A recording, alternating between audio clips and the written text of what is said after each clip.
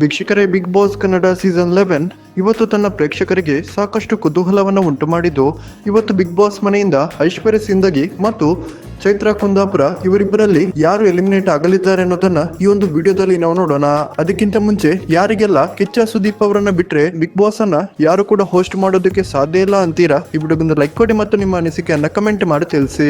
ವೀಕ್ಷಕರೇ, ಈ ವಾರ ಬಿಗ್ ಬಾಸ್ ಮನೆಯಿಂದ ಯಾರು ಮನೆಗೆ ಹೋಗಲಿದ್ದಾರೆ ಅನ್ನೋದಕ್ಕಿಂತ ಮುಂಚೆ ಈಗ ಸದ್ಯಕ್ಕೆ ರಿಲೀಸ್ ಮಾಡಿರುವ ಬಿಗ್ ಬಾಸ್ ನ ಪ್ರೋಮೋ ಪ್ರಕಾರನೇ ಐಶ್ವರ್ಯ ಸಿಂದಗಿ ಮತ್ತು ಚೈತ್ರ ಕುಂದಾಪುರ ಬಾಟಮ್ ಲಿಸ್ಟ್ ನಲ್ಲಿದ್ದು, ಇವರಿಬ್ಬರಲ್ಲಿ ಯಾರಾದ್ರೂ ಇವತ್ತು ಮನೆಗೆ ಹೋಗ್ತಾರೆ ಅಂತ ಎಲ್ಲರೂ ಕೂಡ ಅಂದುಕೊಂಡಿದ್ದಾರೆ.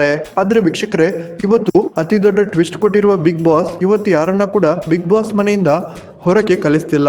ಚೈತ್ರ ಕುಂದಾಪುರ ಅವರನ್ನ ಈ ವಾರ ಬಿಗ್ ಬಾಸ್ ಮನೆಯ ಸೀಕ್ರೆಟ್ ರೂಮ್ ಅಲ್ಲಿ ಇರಿಸಲಿದ್ದಾರೆ ಎನ್ನುವ ಮಾಹಿತಿಗಳು ಕೂಡ ಕೇಳಿ ಬರ್ತಿದೆ.